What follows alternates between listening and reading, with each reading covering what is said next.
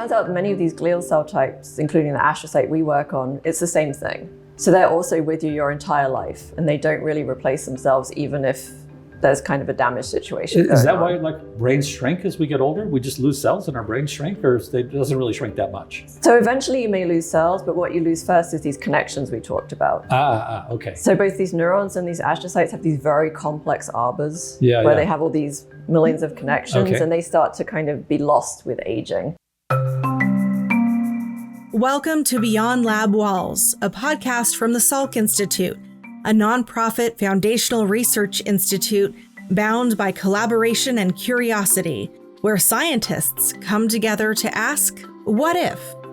The Salk Institute stands as a landmark monument to science overlooking the Pacific Ocean. Within the iconic Louis Kahn-designed architecture, scientists tackle global questions in aging, agriculture, disease, nutrition, sleep, memory, and so much more. Here at Salk, we're unlocking the secrets of life itself and sharing them beyond lab walls. Welcome to a special episode of Beyond Lab Walls. It's a podcast series from the Salk Institute, and I'm Salk's president, Gerald Joyce. Today we're featuring one in a series of discussions pertaining to Salk's Year of Brain Health. So, our distant ancestors didn't live very long, certainly not the 78 years that the average American could live to. So we're very fortunate to live a long time, but we also want those to be healthy years, and we want our later years to be healthy years. And I think people are particularly concerned about maintaining cognitive brain health through those later years. So that's what today's discussion is about, and what this series is about is, and in fact this whole year, which we declared the Year of Brain Health at the Salk Institute, what are the things we can do that can help us maintain good cognitive brain health through a long lifespan? And you've heard all these things as almost kind of anecdotes, but at Salk we want to think about the science behind these beneficial things that you can do. So we're going to talk about, through this series, cardiovascular health, metabolic health, immune health, diet, exercise, healthy sleep, good social habits, all these things that contribute to brain health, that together help us maintain that healthy state. So today we have a very special guest. It is Salk scientist and faculty member Nicola Allen, and we're going to talk about the relationship between immune health and brain health. Now, Nicola is a world-leading neuroscientist. She studies not just the neurons of the brain, but all the cells of the brain and how they work together to contribute to healthy function, or sometimes when things go wrong. So we're very fortunate to have Nicola here in this conversation. So let me just start with kind of the stereotype view of the brain. I think people think the brain is just like skajillions of neurons, and they're all connected in really complicated ways, and that's what our brain does. But there, as you well know, of course, there are other cells in the brain beside neurons. Can you give us just an overview of the landscape of what's actually inside here? Sure. I mean, that's a great question and great introduction, because as you said, billions of cells in the brain, and most people think about the neurons, the electrically excitable cells as you described, that signal to each other and communicate all our thoughts and actions. But what we know is, if you look at the brain, actually half of it isn't neurons. It's these other cells called glia. Count the number of cells, billions of neurons, billions of not neurons. Billions of neurons, billions, And does that count blood vessels in the brain? Because there's blood in the brain? Yep, so that also includes the blood vessels, that grow in. All that stuff, okay. So it's a 50-50. I don't think that's how we learned it, back in school. No, so there's also an idea that was out there for a long time as well, that it was actually even 90-10. But 90 not neurons, 10 neurons. Oh. And now with better analysis techniques, we actually know it's pretty equal, 50-50. Okay. But the neurons are bigger though, aren't they? They got all these long, axons and dendrites, or does it still wash out as a 50-50? It's still about a 50-50. So the neurons, as you just said, they have those specialized protrusions that allow them to communicate. Yeah. And these other cells, these glia, allow that to happen properly, essentially. Okay. Well, I know, a cell type in the brain in particular that you study are the so-called astrocytes, which I guess are the star cells of the brain. Exactly. Astrocytes, right? Yes. But can you just give us a sort of layman's, what do astrocytes do for a living? Yeah, so they basically allow your brain to work properly and allow the neurons to do their job. Okay. So if we think about when neurons communicate, they use chemical messengers. So one neuron releases a specialized chemical that the second neuron responds to. Right. That passes on the signal. That's the synaptic communication. But that's actually a pretty messy process. So the first neuron releases way too much of this chemical in order to make sure the second one gets activated. It sort of overfloods the zone. So it overfloods the zone. So if you just let that kind of permeate away, that's going to activate neighboring synapses that you didn't want to activate. Okay. So if you want to keep that communication really precise and encoding things correctly, then the astrocyte is there, it has specialized ways to take up those chemicals and remove them from surrounding the neurons. So why overdo it? Why not just squirt the right amount?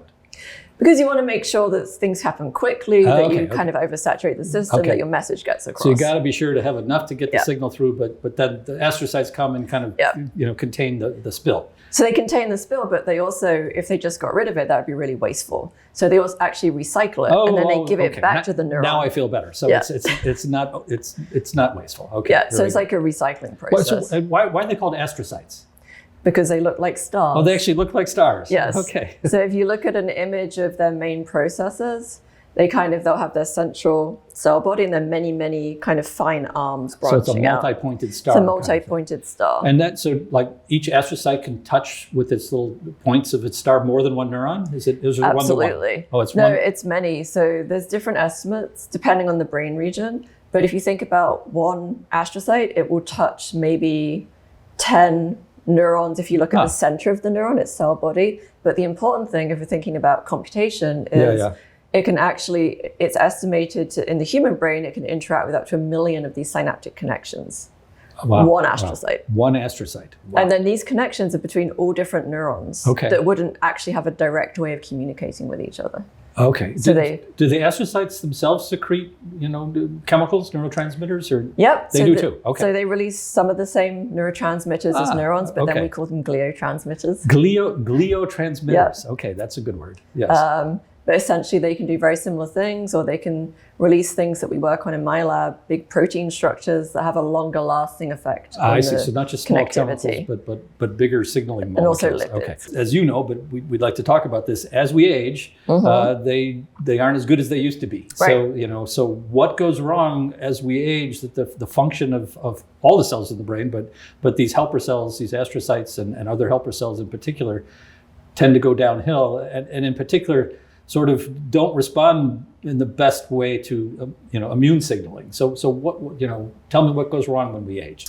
Yeah. So one of the things I think people may not realize is that you may have heard that your neurons in your brain, they're there for life. So most neurons won't regenerate.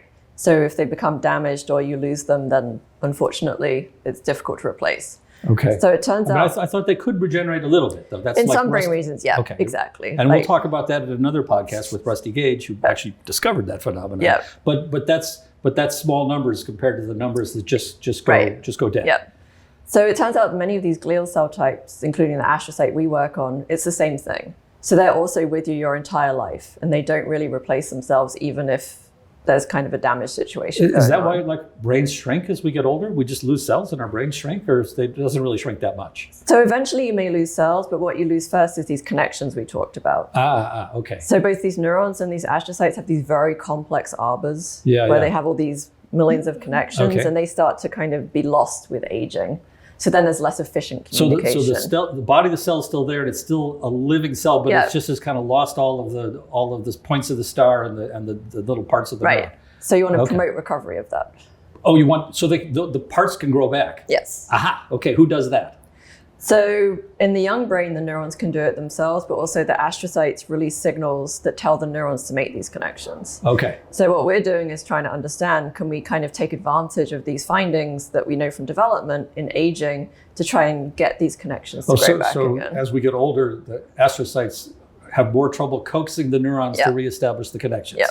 And so what we want to do is kind of rejuvenate that whole play. Exactly. Rejuvenate the astrocytes so that they coax the neurons to behave like they would in a youngster. Yep.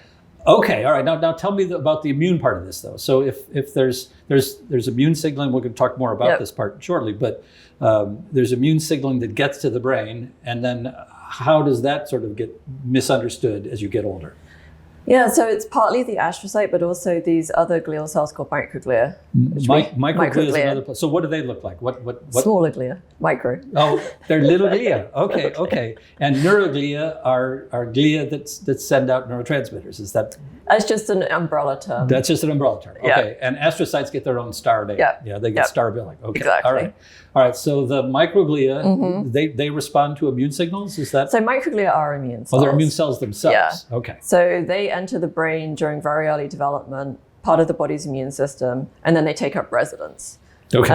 And they can actually... During development, before we're actually born? Yes, before we're born. Okay. Yep. And are they still coming in even after we're born, or it show's over once we're born? They can. So they can also divide and replace themselves. If they're already in the brain. If they're already in the brain. Do new ones come in from the rest of the body? That's a really active topic of investigation. So that's not really known, whether new microglia make their way in.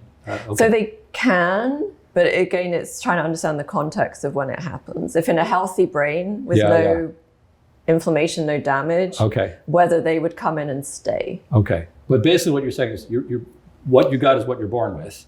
Okay. And then as you get older, the neurons are kind of shrinking down a bit, and they're being coaxed to behave with the astrocytes and reestablish, but that goes down over time. And what are the microglia helping them do that goes down as we age? Yeah, so in the young brain, microglia are really important for actually getting rid of excess connections and excess cells. So when your brain is forming, it's also a very messy process, very imprecise. Okay. Too many neurons are generated, so not all of them can survive. So the ones that die have to be removed. And if you don't remove them, then you'd have and that's a good damage. Thing. That's a good thing. And that happens, through adolescence, right? Yeah, that's happening normally. Well, the cells earlier on, adolescence is excess connections. So you get too many of these synaptic connections formed. I've seen enough adolescents to know they have too many connections. Yes, okay. So they also need to get pruned back to the final level. So microglia do that. Very important. And when does that process stop? So that's going on in teenage. Teenage, okay. But once there's no more pruning after 30, is that the slogan? So then it can be kind of just not such a high level, and then it gets reactivated. Okay. Say in Alzheimer's, for example. Yeah. Okay. So, but now take us into later life, and of course, we're talking about maintaining brain health, but the fact is that roughly 1 in 6 Americans over age 70 are going to have Alzheimer's disease. So, tell me more about what's going wrong here on the sort of microglia side as we get to our 6th, 7th, 8th decade. So there's kind of 2 ways to think about this, or many ways, but I'll say 2 of them. So the first is that recent studies where people have asked, if we look at populations of people with Alzheimer's disease and look at their genome, so what are genes that are slightly altered and could give risk of developing Alzheimer's? So not saying that you will get it. Okay, just increased chance of getting it. Right. And when people see what genes are impacted, many of them are actually things that are normally used in your immune system. So if someone's at increased risk, or even if they're normal risk, everybody's different. And some people have decline, and most people don't, fortunately, but a significant fraction do. So what's going on with this whole, microglial, support cell thing in those that do have decline? Yeah, because we don't want that to happen. Okay. I mean, the other thing that has shown, again, lots of many recent studies, if people have asked, if you look at patients who had Alzheimer's disease, which cell types have changed the most? So changed their function, changed their properties. Yeah. Again, it's these glial cells more than the neurons. And a lot of the changes that are happening, it's kind of 2 main things. They turn on programs that could actively damage neurons. And a lot of these are things, immune signaling pathways, but they also switch off or downregulate some of the programs that normally support the neurons. So like I told you earlier, this taking up and recycling and cleaning up the chemical transmission, that goes down in the astrocytes in the context of Alzheimer's. So they're not doing their regular cleanup job as well as they're supposed to, but they also do some misbehavior. Exactly. So it's like a double-edged. Okay, and what sets this off is aging itself, but there's also this immune inflammatory component, right? So can you talk about that? Yeah, so some of the changes that you see, at least in the kind of on the individual cells that you would see in patients with Alzheimer's, you also see happening in aging naturally, just at a lower level. Okay. So one way to think about it is whether with the aging changes that are happening in coordination with perhaps a buildup of amyloid plaques or more amyloid being around, then it just kind of builds up. I mean, it sort of plays on itself. Exactly. That the amyloid is kind of like causes inflammation, and then you try to clean up the inflammation, and then you make more trouble, and it just... Okay, now, so I think we should clarify a bit about inflammation, because I think when people think about inflammation, it's like, oh, I got burned on the stove, now my hand's inflamed where I burned myself. Yeah, so I think it's There's a couple of things. So one is understanding that things that happen in the rest of your body, the brain can sense them.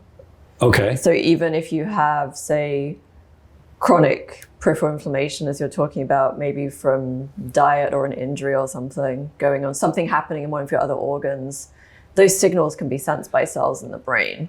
So chronic inflammation in the brain can lead to cognitive decline. But what you're saying is chronic inflammation anywhere in the body is a bad trigger in the first place that then can parlay over into the brain? Yeah. How does that happen?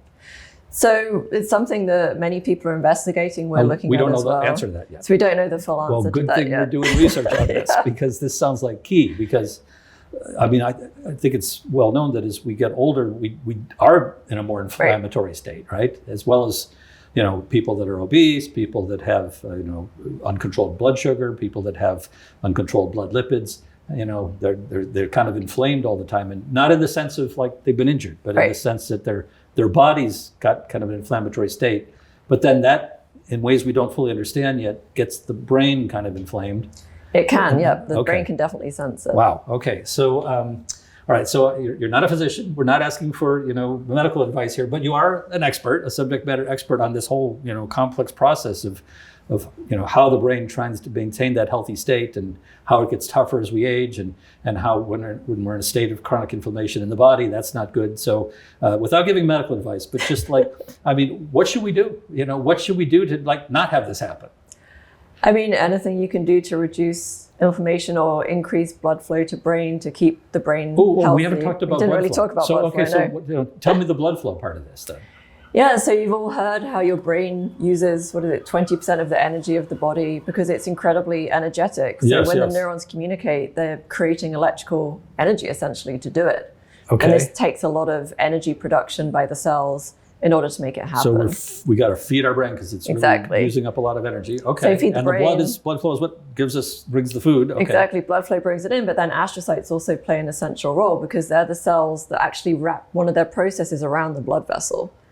So they're in communication with your periphery. So that's also why they're impacted by inflammation because they're right there. So you mean they bring the nutrients from the blood vessels to the neurons? Yes, and some of it they actually process before they even give it. Okay, so they're the in-betweens. Yep. Okay, but let's get back to your non-medical but expert advice on we want to have better blood flow and we don't want to have chronic inflammation in the brain or in the periphery that can trigger the brain. So what should I do? Stay in a bubble so nothing bad happens, or I don't know, gobble a bunch of Advils, or what's the exercise? Exercise. Oh, I love it. Okay, of course that's one of my favorites here. Is there's, as you know, the data showing the importance of exercise for maintaining cognitive brain health are spectacular. It's super. Or conversely, not having good exercise regimen puts you at much higher risk, no matter your genetic background, for getting cognitive decline and the potential for Alzheimer's. So, everybody tells you that exercise, but now speaking scientifically, what's exercise got to do with all this stuff? It just seems like that's good. It might help you lose weight, but how does it help your brain stay healthy? Well, if you're going to be talking to Dr. Gage, then he'll talk to you about neurogenesis. Yes. So this is this process where you can actually make new neurons. Yeah. And exercise increases that. Exercise can help you helps your body actually make new neurons. That's good. That's good. What about this whole inflammation thing we've been talking about, though? How does just keeping peripheral inflammation low. So better body health. So exercise helps reduce chronic inflammation, but you did mention blood flow too. It also helps cardiovascular fitness, so you can actually deliver more goods to the brain through the little helper astrocytes. But exercise, and I know you're not an exercise expert. I just want to stay on the connection to to immune health and the brain. So you mentioned exercise. What else would you put in the non-medical prescription for how to stay brain healthy?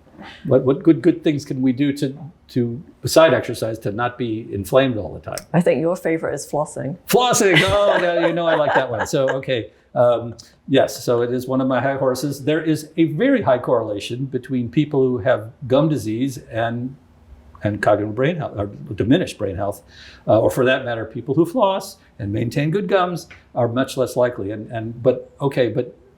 So what's the connection there, though, other than nice clean teeth? I mean, inflammation of the gums, Inflammation of the potential gums, for bacteria to get in. Yeah, I guess, and then your gums can get bacteria in your bloodstream, and then there's a chronic inflammatory thing. Okay, all right. So, there's something, as you know very well, at the Salk Institute that was started a couple of years ago called the Neuroimmunology Initiative, right? And you are actually the co-lead of the Neuroimmunology Initiative, coming at it more from the neuro side than the immuno side, but meeting in the middle with many of the great neuroscientists and immunobiologists we have here at Salk. Could you tell us just a little bit about what this initiative is and what it's trying to do, especially with regard to brain health?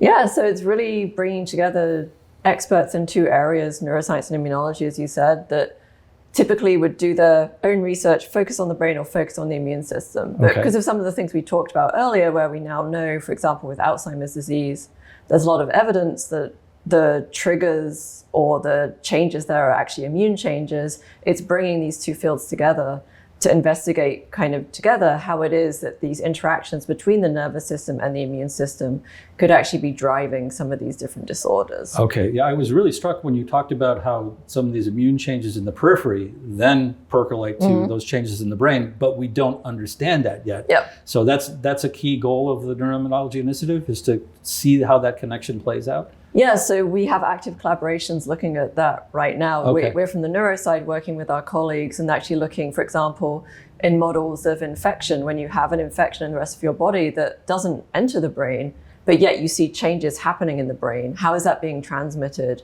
How are those cells responding? Okay. Is it sustained, or is it something the changes will go away again once the infection is resolved? Or how does it really feed into your risk then in later life of developing some of these different disorders? Okay, so I mean, a quick infection that comes and goes, or like if you cut yourself and you get that's not what you're talking. You're talking about things like where you're pretty darn sick with a viral or bacterial infection.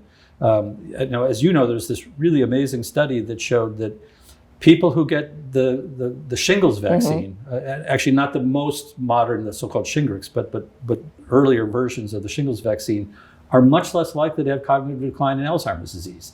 So, I mean, that's a clue, right? Yep. But do we understand what that's all about, or is that something we need to still figure out? I think we need to understand what it is that's triggering that. Okay. But I think it's very interesting. Okay. Because, not getting shingles might be a good thing, but not everyone who gets shingles gets Alzheimer's. Exactly. So, but it's a pretty strong signal. So, and then what about the inflammation that isn't from viruses or infection, but is inflammation from autoimmune diseases? If someone has psoriatic arthritis or inflammatory bowel disease, or one of these autoimmune conditions that's chronic, does that put them at more risk? That I don't know, but it's also, I think, interesting to look at them patients being treated now with newer therapies that actually target these immune pathways. Right. To see if they're protected.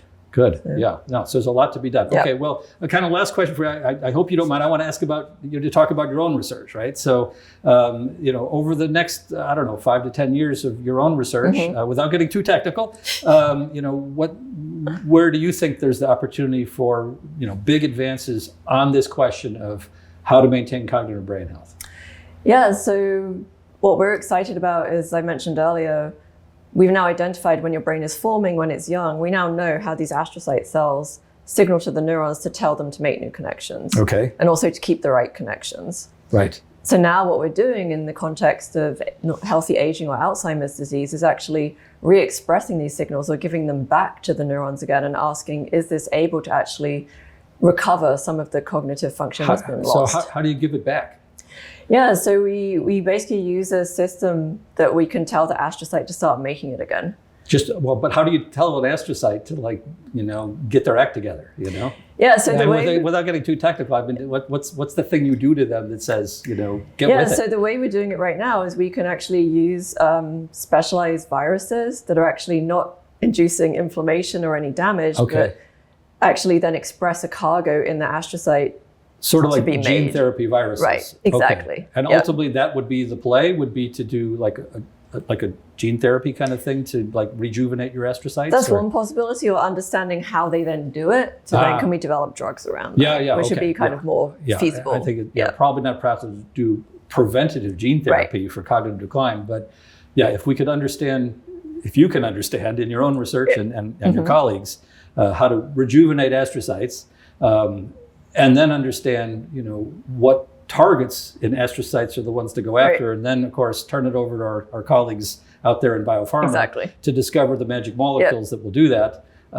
That's what we all want. Okay, we can't wait for that because this is a huge challenge, as you know. So and tremendously interesting science, but also tremendously important science, given the fact we live so long, but are at such risk for these terrible diseases. So, Nicola, thank you. That was really helpful. I hope people got a lot out of that. I certainly did. I learned some new things. As you can see, this discussion is really about the complexity of what is behind maintaining cognitive brain health through a long lifespan. And the Salk style here is not merely to say, yeah, this would be a do good thing, or this would be a do good thing, or this is a don't do thing. We want to understand, as Nicola talked about, the why, the mechanism behind these things. Because if we can understand why this particular behavior helps us avoid cognitive decline, then that leads, as Nicola said, to opportunity to intervene, right? And intervene could be lifestyle changes, but now more specific about, not just exercise, but this type of exercise with this kind of regimen for your personal situation, and ultimately, opportunity for therapeutic intervention. So, as I say, this is one in a series of these kinds of discussions having to do with cognitive brain health in the Year of Brain Health here at the Salk Institute. We're going to hear from other subject matter experts across the disciplines of metabolic health and regenerative medicine, and we will talk more about exercise. I hope we talk more about gum disease, but we don't have any dentists in training here at the Salk Institute. But in any case, please join us for further episodes of this special series of video podcasts. And if you want to learn more, you can go to salk.edu/brainhealth and find not just this, but other podcasts in the series and other information about the Year of Brain Health. So thank you all for joining us. Beyond Lab Walls is a production of the Salk Office of Communications.